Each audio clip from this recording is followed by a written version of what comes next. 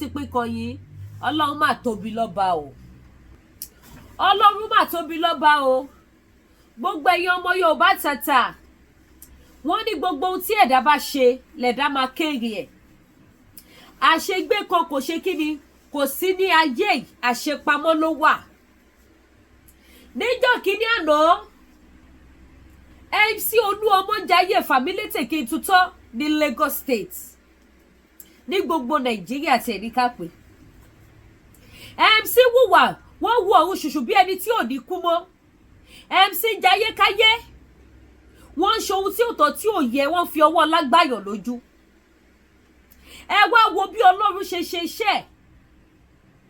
ẹ wo bí Ọlọ́run bó ṣe ṣe iṣẹ́ kélé yìí jẹ́ ẹ̀kọ́ fún gbogbo ènìyàn MC má pẹ̀lú ẹni tó da ìrìnàjò Yorùbá nation rú fẹ́yìn tẹ́ bá mọ̀ rally tí wọ́n lọ ṣe ní Ọjọ́ta tí àwọn wúlígàsì ajákì mọ́ wọn lọ́wọ́ MC má mọ̀ sí MC má mọ̀ sí bí wọ́n ṣe ń lérí tí wọ́n léka tí wọ́n dúnkokò wípé wọn ò gbọ́dọ̀ wá ṣe Yorùbá nation rally ní Lagos State nítorí gbogbo wọn inú ìbàjẹ́ ni wọ́n ti jẹ iṣẹ́ ibi ni wọ́n ṣe ní Nàìjíríà a lè gba Yorùbá nation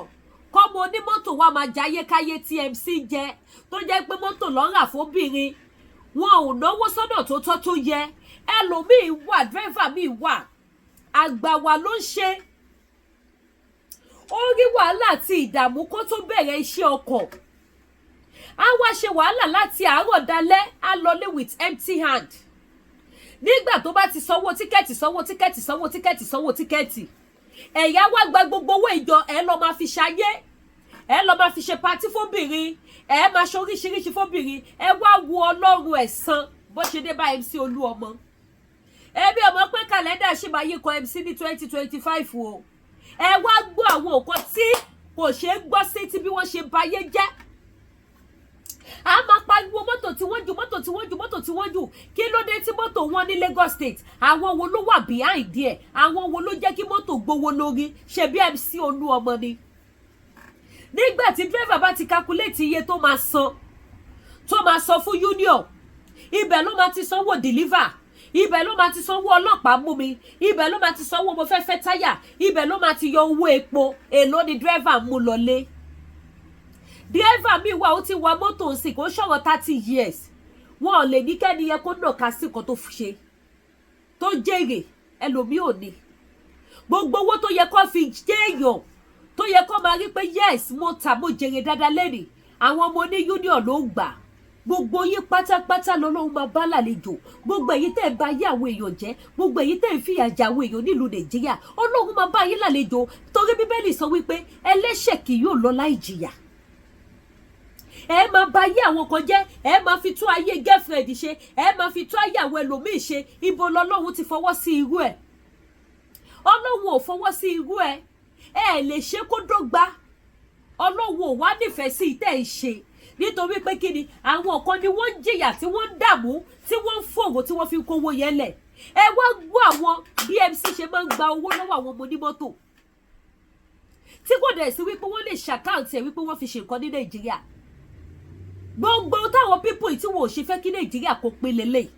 nítorí pé kí ni Nàìjíríà is full of corruption ìbàjẹ́ ti ṣe kí ni ó ti gbòde kan ní Nàìjíríà inú ìbàjẹ́ yẹn dẹ̀ làwọn ti jẹ lọ́tí mu inú ìbàjẹ́ yẹn ni wọ́n ti jẹ ni wọ́n ti mu wọn ò fẹ́ kí ìbàjẹ́ yẹn kó dópin ẹjẹ́ àjọ gbọ́ bó ṣe jẹ́ kẹ́ wá gbọ́ òbítíbitì bí MC ṣe máa ń gbà á ẹ wá gbọ́ ó yá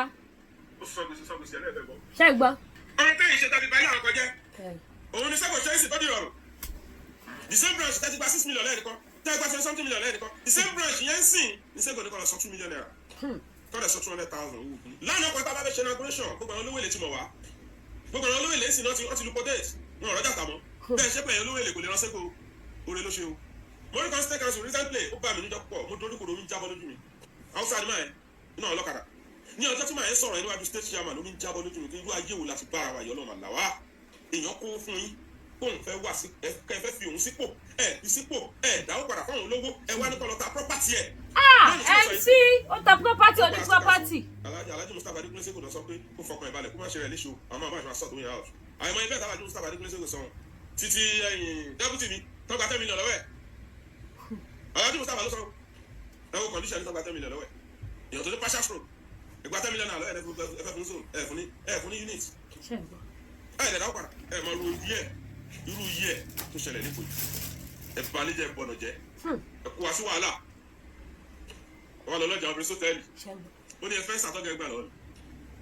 mi ò mọ bí tó kó àwọn tó kù sí mi màá tó fún bọ̀ mo ṣe mọ méjì mo máa tó gba méjèèjì yẹn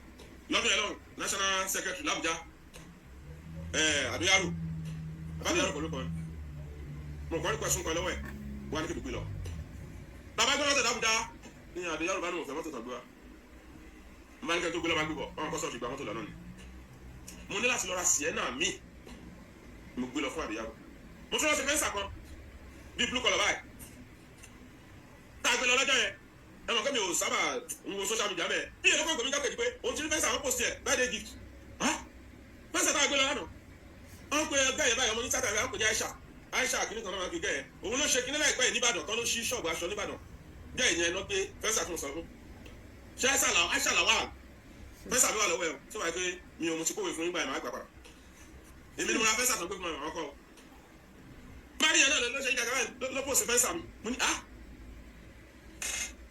tẹ́lẹ̀ ni màá kó fẹ́ǹsà àbí ẹni tẹ́ ní lọ́ra ẹ̀pà àti gúgúrú wá fóònù tí mo mú dání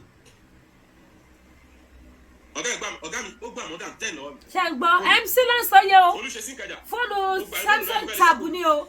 mo ní Samsung tab Philips tó máa ń ṣí báyẹn. fóònù mi ì láìpẹ́ fóònù nígbà yẹn wọ́n gbà tí mo rà á àti títí mo rà àtọ̀ lèmi náà abínú kẹ wá ó ṣe pè fún mi náà ni. ó dẹ̀ ní máa ra fóònù ẹ̀mí náà tó máa lọ rà mo fi ra fóònù yẹn lọ́dún ẹ̀ lọ. Tí ì ní kankan màá bẹ̀rẹ̀ pẹ̀lú yín gidi gan all the time the only person tó lè stop me ni state chairman màá expose gbogbo aburú tẹ̀ ṣe pé ẹ pè mí lára burú èèyàn màá expose gbogbo aburú yín pátá àfi tí n bá mọ̀ tí mi dẹ̀ evidence lọ́wọ́ mo ti package gbogbo evidence gbogbo mọ́tò mi tẹ̀ fọ́ ó wà lọ́wọ́ mi gbogbo mọ́tò mi tẹ̀ sún ó wà lọ́wọ́ mi ilé epo mi tẹ̀ bàjẹ́ ó wà lọ́wọ́ mi ọmọ tẹ̀ pa kéèsì ẹ̀ wà nílẹ̀ gbogbo evidence yín bàbá yín package ẹ̀ pátá. enough is enough tí wọn bá lè bá ẹ sọ̀rọ̀ ipe kó shut up your mouth ìjọba tó ga ẹ ṣe ó rán gẹ pátápátá n tó ní láti ṣe ni kó lọ tọrọ àforíjì lọ́dọ̀ Ọlọ́run tọ́ba ní ṣe mo ṣàbúrú sí Olúọmọ rí mi ṣàbúrú sí rí aburú kan ní mo lè mú ṣe aburú tí mo dẹ̀ ṣe náà mi lè ní láyé aburú kí ni nígbà tọ́rọ ẹ lójú ẹ̀ tí mo lọ bá bàbá mi Jagaban president of Nigeria tí mo lọ bá wọn lábùjá pé bàbá ẹ gbà mí Olúọmọ ti fẹ́ bà ayé mi jẹ́ gbogbo mọ́tò mi náà ti fọ́ wọ́n ti bà ilé epo mi jẹ́ bàbá ẹ ṣàánú mi tí mo lọ bá bàbá tí bàbá ní ìsìjà wà kọ́kẹ́ balẹ̀ màá caution ẹ̀ sìn immediately bàbá ní kí n máa lọ kí n kọkàn mi balẹ̀ kò sí problem màá kò lọ́dọ̀ bàbá àìsí ìdèbí airport tí mo ti máa wọ flight dé Èkó padà wọ́n tún ti pè mí pé màmá ẹ pé kí màmá ẹ bá wà ṣọ́ọ̀bù mọ́ látọ̀lá lọ o wọ́n máa pa o ní ìyá mi dé kí ló tún dé. wọ́n níbi tọ́rọ Olúọmọdé yìí ọ̀rọ̀ Olúọmọ yìí ṣe sọ fún èèyàn mọ́ wọ́n ní màá lọ fẹjọ́ Olúọmọ sún Ọlọ́run bóyá mo lè sọ pápá kan ṣe tí mo ṣe fún yẹn mi ì dẹ́sàbù mo lọ fẹjọ́ Ọlọ́run nígbà tí mo dé Èkó padà mo sọ fún alájà pé má lọ ṣọ́ọ̀bù mọ́ lọ́fẹ́ pààyàn mo sọ fún ọlọ́pàá mi dúró tí alájà ń lé wọn gbọ́dọ̀ jáde mọ́ wọ́n wà ní complete 3 months wọn jáde mọ́. mo ra tíkẹ́ẹ̀tì mo lọ bá Ọlọ́run ní Kábà mo ní ìwọ Ọlọ́run mi ìwà torí kankan torí Olúọmọ ni. mo ń tàwa mi ò mọ̀ pé ó pé méjì àbí òkú méjì. mo sunkún sọ́dọ̀ Ọlọ́run mo ní tó bá jẹ́ Ọlọ́run wọlé wà láàyè tí ò sẹ́lómi tó gbàṣẹ́lẹ̀ tí ò sẹ́ tó ṣíwọ́ fún tí ò sẹ́ tó ń alá mo sọ fún Ọlọ́run mo ní Olúọmọ ó pa mí lẹ́kún Ọlọ́run n tó tọ́ sí bá mi ṣe fún ẹ̀kọ́ṣọ́ láyé tí mo sọ̀rọ̀ tó lé ọ̀rọ̀ tí mo mọ̀ pé ẹ̀kọ́ṣọ́ láyé tí mo sọ̀rọ̀ ni mi ìṣàbùsí ẹ dáadáa ni máa ń kódà tí máa jí láàárọ̀ tó káṣù bá tàn máa tún bẹ̀ lọ́n ọ̀gá wa ọlọ́mọba dúró sí ọlọ́mọba tọ̀ sọ́nà because mo tún rí wáyé pé ẹni ìkọ́ ó dà káwọn sọ gbé ẹ ló ń ti ṣe aburú sí mi. lẹ́gẹ́sì bóyá mi lára burú bẹ́ẹ̀ ni àjọmọ̀ mo ti pé ó ṣe pé méje tí mo tàwa fún ni àbí òpè méje kò yé mi mọ́ wọn á dúró máa ṣe náà fúnra ara kàwé wọn á sọ fọlọ lẹ́yìn tó sọ fọlọ tó mo ṣe àtàwà fún méje ó wá pé mo ṣe àtúná fúlàṣì ibẹ̀ ni mo ti fẹ́ jẹ́ ẹ̀sán lọ́wọ́ mi ì ṣoògùn mi ì sì gbẹ́rẹ́ rí mi ì ṣoògùn rí mi ì ṣe ọkàn rí bí mo ṣe ṣiṣẹ́ mọ́tò láyé mi tán wá ní ọ̀yàn bọ́ọ̀gùn mi ìbọ̀gùn rí Ọlọ́run nìkan ni mo ní Ọlọ́run yẹn tó fún mi púpọ̀ ẹni tó onípò ní yẹ sísìtì mọ́nú union láyé tálíkà máa fi dé present me I'm the one of the state expo pẹ̀lú ìrànlọ́wọ́ Ọlọ́run àtàwọn aládùúrótì ọmọ ìtí ọgbà lọ mi kí n jẹ sọ́ra ṣàmà mo fi jọ́sìn àpàdé ọ̀nà búra fún ẹ Alhaji Mustapha Adékúnlé kò gbà wọn ní àlọ́ mi kó tó fi mí sí status kò gbà wọn kọ̀bọ̀ lọ́wọ́ mi kó tó fi mí sí status àwọn kan tún ṣe àwọn kan bàjẹ́ ìjọba àná tí Muslim ṣe kò yẹ kó yẹ máa fàlájì sínú orúkọ ẹ kò dé sáà fàlájì. tó bá pààyàn ní ìkànnì. lọ dá owó àrídésí padà fáwọn ìyàwó ẹ o bọ ẹ̀tọ́ wọn ni tó bá lọ fún wọn lọ́wọ́ bí ẹ ìwọ tútù yẹn nítorí ẹ gba owó lọ́wọ́ yẹn fún nípò ẹ dá owó ẹ padà fún ẹ ànábì sàrà ní tó kú akọ kú níta gbọ́dọ̀ kọ́kọ́ ṣe ní kíkà lóye pé ṣọ́ọ̀kù yìí ta ló jẹ lówó àbí ta ló jẹ òkú lówó Zuzu ó jẹ àrídésí lówó lọ sàn o kọ́lọ́n tó dé sí ẹ o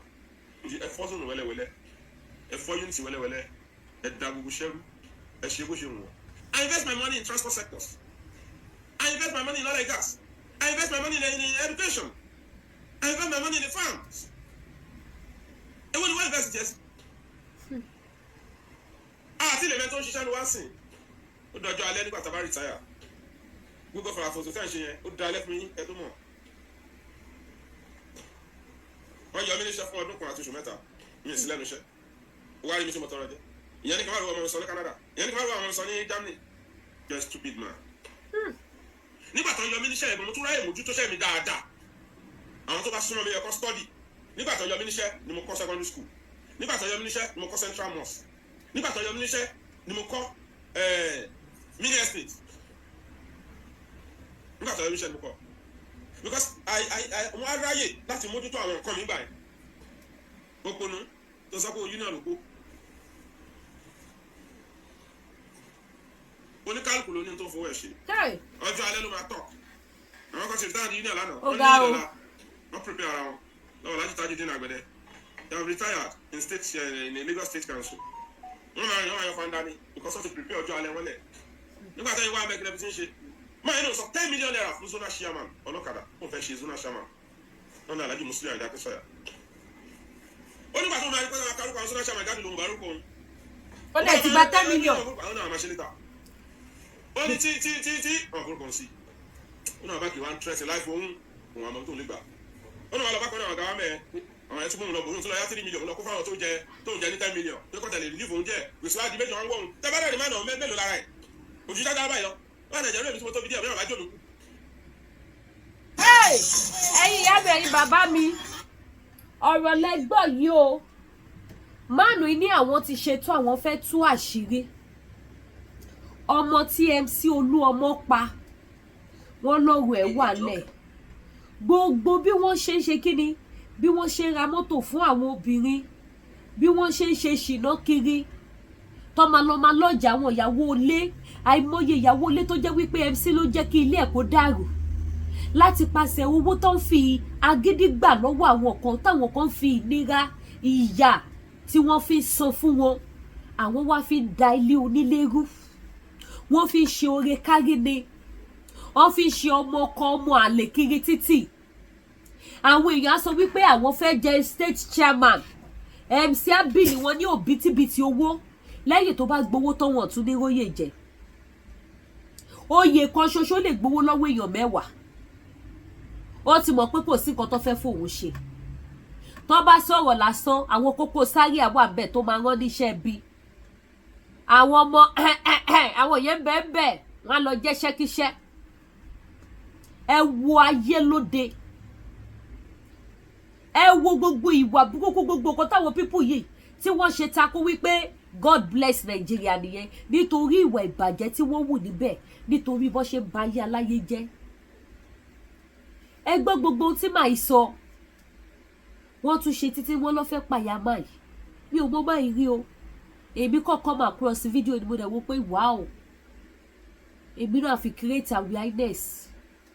tí ẹ bá rí wọn tó bá ń sọ fún yín wípé ẹ fọkànbalẹ̀ nàìjà sì máa dùn nàìjà sì máa dá lórí rọ́ọ̀nì ìbàjẹ́ làwọn jẹ́ bẹ́ẹ̀ àwọn jẹ wọ́n mu wọ́n yó bámbá nínú iṣẹ́ ibi Nàìjíríà ni ẹ wo gbogbo àwọn ọmọ ní tíátà yẹn wọ́n máa rọ́ tìrìtìrìtìrì tẹ̀lé MC tó bá dásìkò election gbogbo wọn á fọ́ síta ìyáde jẹ àwọn èèyàn mo lóore ọ̀fẹ́ láti gbọ́ ọ̀rọ̀ kan lẹ́nu èèyàn kan níjọ́ kan tẹ bá mọye tó promise ẹ̀ ní during the election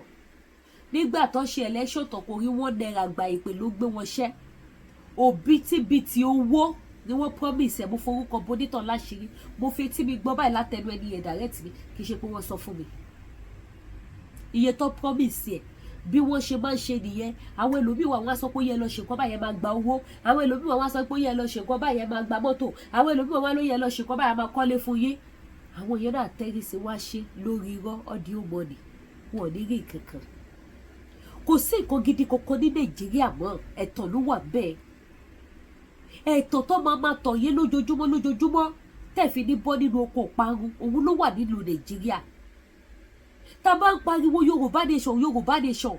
kò sí ohun tá a fẹ́ gbà nídìí Yorùbá nation ju àlàáfíà tó ṣe kókó tó ṣe pàtàkì sí ìran wa lọ that is the only thing I need àlàáfíà tó ṣe pàtàkì tó ṣe kókó fún ìran wa òun la nídìí tá a fi pariwo Yorùbá nation a pariwo Yorùbá nation ká lè máa jẹ owó bó ṣe ń jẹ yìí ṣebí rí president Burkina Faso ẹ wo gbogbo nǹkan tọmọkùnrin yẹn ń ṣe nítorí kí ló ṣe ń ṣe ṣebí tó rárá ìlú ni ìgbé ayé ìrọ̀rùn tọmọ ará Burkina Faso ń gbé ṣe ó kọjá bẹ́ẹ̀ ẹ mọye ìgbà tí àwọn ìka orílẹ̀-èdè kan tí wọ́n ti make attempts láti fẹ́ lọ pa ọmọkùnrin aláwọ̀ dúdú ti pawọ́pọ̀ mọ́ aláwọ̀ funfun láti fìyà jẹ aláwọ̀ dúdú àwọn ìjọba Nàìjíríà ti pawọ́pọ̀ pẹ̀lú aláwọ̀ funfun láti fìyà jẹ ìran Yorùbá láti fìyà jẹ gbogbo àwọn tó wà Nàìjíríà nítorí ìdí èyí àwọn ọmọ Yorùbá nation ẹ jẹ́ ká dìde ẹ jẹ́ ká gbára wa ẹ jẹ́ ká gbára wa ọ̀rọ̀ tó wà lẹ ojúbọ̀rọ̀ gbọmọ lọ́wọ́ èkùrọ́ ẹ̀yin ọmọ Yorùbá tàtà ẹ̀yin ìyá yìí bàbá ojúbọ̀rọ̀ gbọmọ lọ́wọ́ èkùrọ́ gbogbo ọ̀nà tá a bá lè gbà ni nítorí pé kí ni gbogbo àwọn tó jẹ nídìí ìbàjẹ́ ìwọ̀n ò ní fẹ́ ṣíwọ́ ṣẹ́ a dẹ̀ gbọ́dọ̀ ṣí wọn lọ́wọ́ ṣẹ́ whether they like it or not àwa gbọ́dọ̀ ṣí wọn lọ́wọ́ ṣẹ́ nítorí pé kí ni ìyà yìí ti pọ̀ jù a lè continue báyìí a gbọ́dọ̀ wá solution a gbọ́dọ̀ fòpin sí ìyà tó jẹ wáyìí wọn ò ṣépè fáwa náà wípé àwa náà lè jẹ́ èèyàn láyé wọn ò ṣépè fún wa ẹ má bínú mo fẹ́ fi fóònù mi sí náà ni mo fẹ́ ṣáàjì fóònù mi ó ti lò.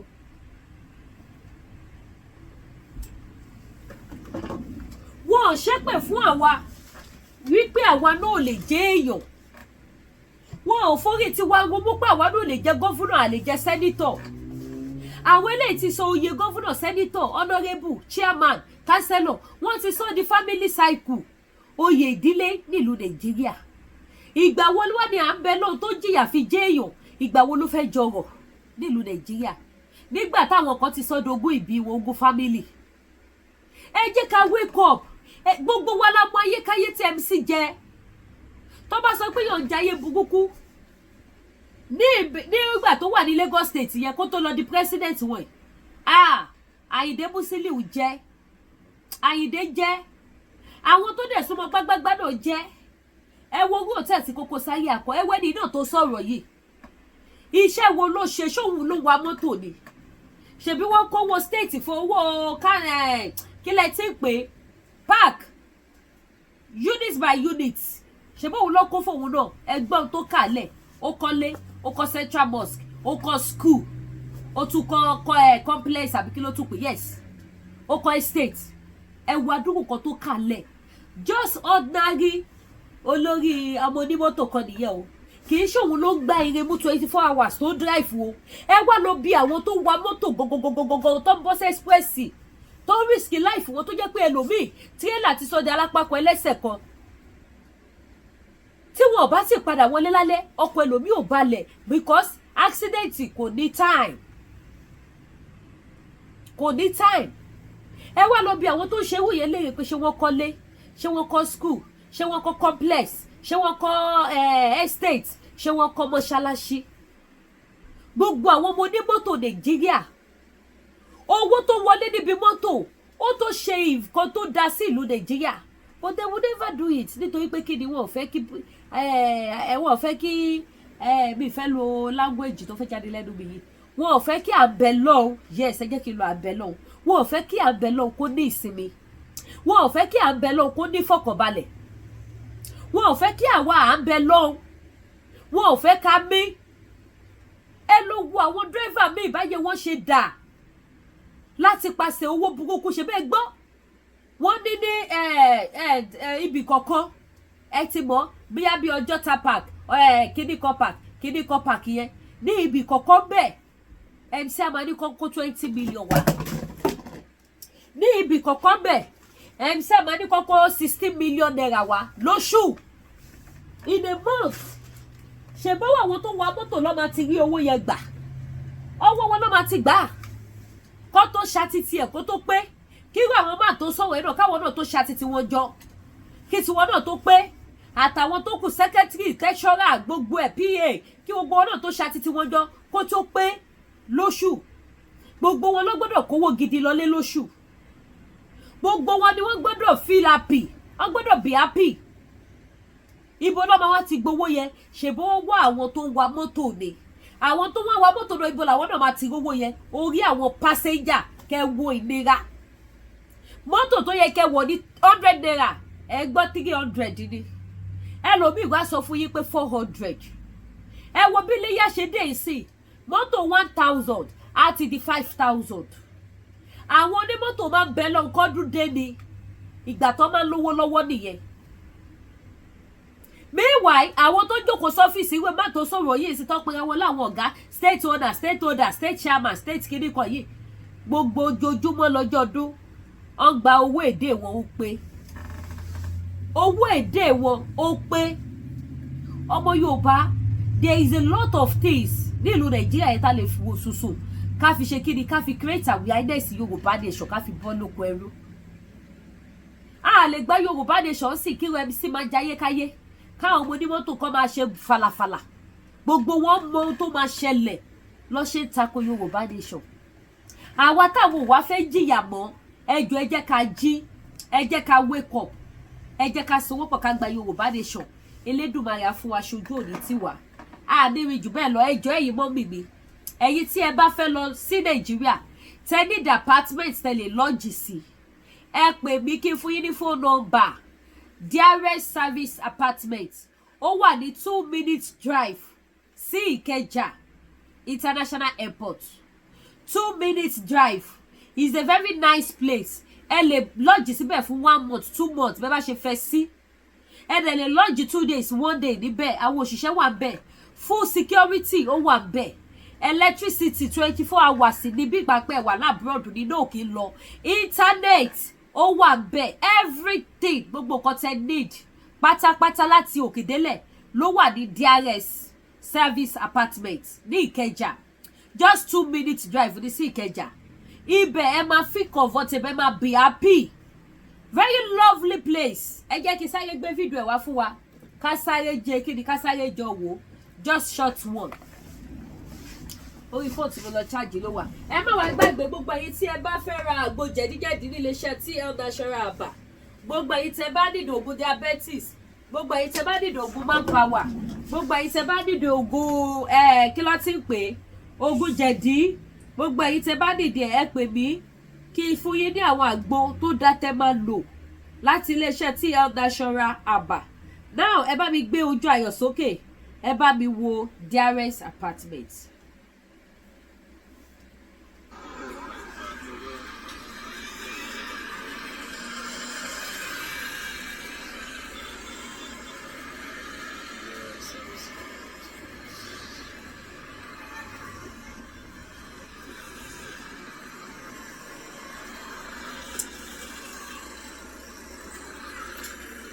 Bẹ̀lẹ̀ wòye ìta ìnìyẹn very nice place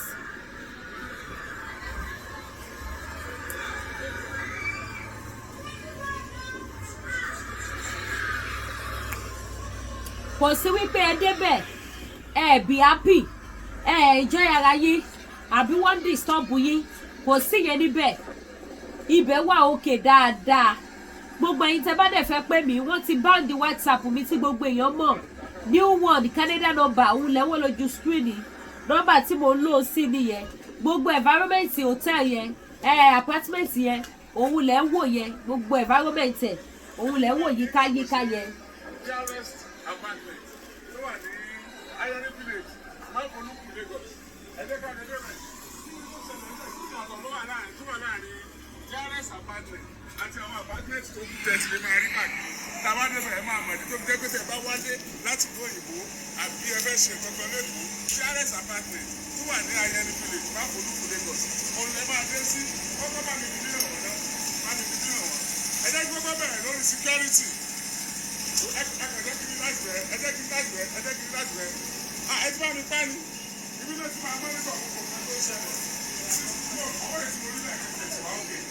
ọwọ́ ọ̀kẹ́ tí mo nílẹ̀ ẹ̀kẹ́ tó tẹ̀ fún ẹ ó ti wá òkè ẹ̀kẹ́ tó lásán fún mi ẹ̀kẹ́ tó kéde ọ̀họ́ yes gbogbo nǹkan tó ń ṣẹlẹ̀ pátápátá náà mọ́nítọ̀ ń bí everything tó ń ṣẹlẹ̀ ní DRS tó bá ti tẹ̀ gbogbo rooms everywhere gbogbo apartment gbogbo rooms and crannies tó wà ní DRS apartment ṣẹ́ni wọ́n lè máa rí bí àwọn security ló ní bí ọ́fíìsì wọn ni táwọn security wọn ni. sọ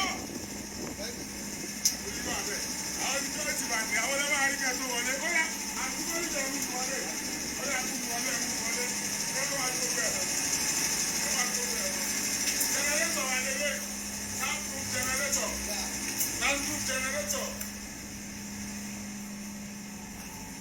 ìmọ̀ níbí ibi náà wọ́n máa àgbẹ̀mọ̀ àwọn apartment yẹn ní àyè so ìkan nínú àwọn apartment yẹn ní ilé mélòó ni apartment wà lóhùn àmì mẹ́fà we have 6 apartments let me have that print we have 6 apartments here living room yìí nìyí ẹ̀bá tó television kí wọ́n wò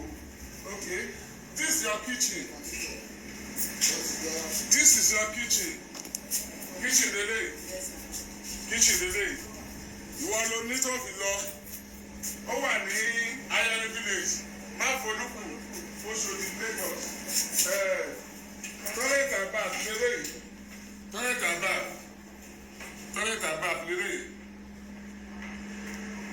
bath lele yeah this is the bedroom lele ṣe bed kọ́ ni so this is the bedroom apartment yìí lele wardrobe lọ́ba kó gbogbo aṣọ yín sí number 1 nílé yìí ẹ tún jẹ́ ká tẹ̀síwájú tó tí bẹ́ẹ̀dì yẹn ó fàyè gan o àwọn bẹ́ẹ̀dì tí wọ́n tó wá ń tó ẹ̀yìn ló wà bẹ́ẹ̀ o àwọn tó wá ń tó ẹ̀yìn tó wá fẹ́ kọ project ni o àbúfẹ́ assignment kan ò lè wá bí ibi ìdílé ni wọ́n ti ń rùn dáadáa ọ̀rọ̀ amúbárẹ̀ àti wíwẹ̀ enjoy yourself wọ́n tó fẹ́ kọ wíwẹ́ tọ́jú fẹ́ bí wàá máa fi síbẹ̀. DRS apartment tó wà ní Ayẹni village máfolúkù Oṣòdì Lagos ibẹ̀ láwà now apartment kan lélẹ̀ mo fọwọ́ kan ògiri mo ní ó lágbára o wọ́n kà sí ìfọwọ́ kan wọ́n wà ẹ̀jẹ̀ ẹ̀kẹ́ ọlọ́run kí lẹ́ pè stucco ni wọ́n pè wọ́n náà ti lélẹ̀ stucco ni ó ti sún lọ́rí àwẹ̀ stucco lélẹ̀ náà ló ní bí ìkámu mi fún wa lómi síbẹ̀ ẹ ṣeun kan lélẹ̀.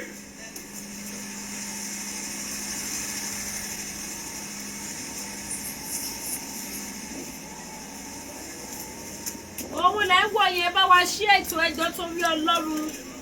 ẹjẹ bá mi pín ẹ bá mi ṣí ètò mo fẹ́ lẹ́dùnmáre bẹ̀ yìí. wọ́n lò fún kitchen yẹn onílé ṣe é rí pé kò sí wàhálà kò sí ṣòro kankan. àti lógo lọ́wọ́ kí ló lóun jẹ́ ọmọ alẹ́ lẹ́yìn Yorùbá yìí Rashidi ìdí tó gbé síta ni mò ń wò. àkúrú fún mi ní tí mo fẹ́ bó ṣe ṣe yìí rò pé ó ní nǹkan gidi mú bó ṣe ṣe yìí o tó bá mú kú mú.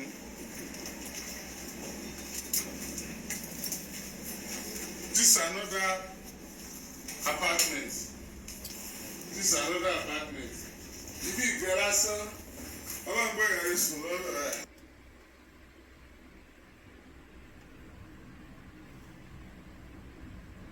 òun lè rí yẹn o ẹ̀yin ìyá yìí bàbá mi DRS apartment ó mú yes fídíò pọ̀ ọ̀tá yẹn ká fi mọ bẹ́ẹ̀ yẹn program yìí ti ń gùn ẹ má wá gbàgbé gbogbo ẹ̀yin tẹ́ bá fẹ́ ra ọṣẹ ìṣẹ́gun ọṣẹ àánú ọṣẹ awẹ́bíwẹ́ èpè ìtúwọ́ ẹtúwọ́ lọ́rọ̀ mi ẹgẹ́ ráyè ṣe ti tèmi àràgbé láyé gbogbo àwọn nǹkan tẹ́lẹ̀ ló wà available gbogbo ẹ̀yin tẹ́ fẹ́ kọ́nà yín ṣí, tẹ́ fẹ́ pàdé olóore aláàánú ní kíákíá, tẹ́ fẹ́ rìn kó ire, àwọn kan tẹ́ lè lò ó wà available. Nǹkan àdúrà ni àdúrà ń gbà, tá bá mọ̀ pé, tá bá mọ̀ sọ, tá bá mọ̀ àwọn àyájọ́ àdúrà yẹn lò. Àwọn kí ló máa ti pè, àwọn àṣírí kan bẹ nínú Bíbélì tó jẹ́ wípé èèyàn tó bá ní kíní ló máa mọ̀ pé yes, this is a very important key. Kí tó wá important ni láti ṣẹ́gun oṣó, láti ṣẹ́gun àṣẹ, láti ṣẹ́ ogun àwọn ìka ènìyàn. So gbogbo ẹ̀yin tẹ́ bá ní àwọn nǹkan àdúrà lọ́lọ́kan òjọ̀kan lóríṣiríṣi, I get them for here. Iṣẹ́ wà tẹ́ lè lò. Ẹ tọ́jú ara yín, àràgbélayé kò ṣe dúró wò. Ẹni tó bá dákẹ́ nínú ayé ìtayé á bá dákẹ́. Bẹ́ẹ̀ dẹ̀ ṣe ń wo yẹn, Bíbélì gan sọ ó ní Kírísítẹ́nì má ti wá ìsinmi. Gbọ́ bí áńgẹ́lì ẹ ti ń wí láàrin ọ̀tá ló wà, máa ṣọ́ra, máa dira. Àwọn òkè ọ̀nà wo la lè lò láti máa fi ṣẹ́ ogun wọ̀nyí? Òun ni ká tọ́jú ara wa, ká lo àjò. Ọlọ́run ò kọ́ àjò ìbániláyé jẹ́ nìkan lọ́lọ́run kọ́, but láti fi protect ara ẹ, láti lè fi wẹ ojú burúkú kúrò lára ẹ, láti lè fi dá ibi padà sórí oníbi, láti lè fi ṣe ohun ẹ̀yọ́nú, káyé kó yọ́nú sí ẹ, kó ráàánú gbà, kí tọmọdé tàgbà kó bẹ̀rẹ̀ sí nífẹ̀ẹ́. Ọlọ́run ò kọ́rú àjò bẹ́ẹ̀ o. So gba yín tẹ́ bá ní àwọn nǹkan spiritual items tẹ́ lè lò. Spiritual items sí lọ fà, ó lọ fa mi ya, because kì í ṣe nǹkan kan ẹyọ kan là ń battle pẹ̀lú. We battle with a lot of things. Nǹkan tá à ń face pọ̀. So àwọn nǹkan tí ẹ lè lò lóríṣiríṣi, gbogbo ẹ̀ ló wà ń bí báyìí.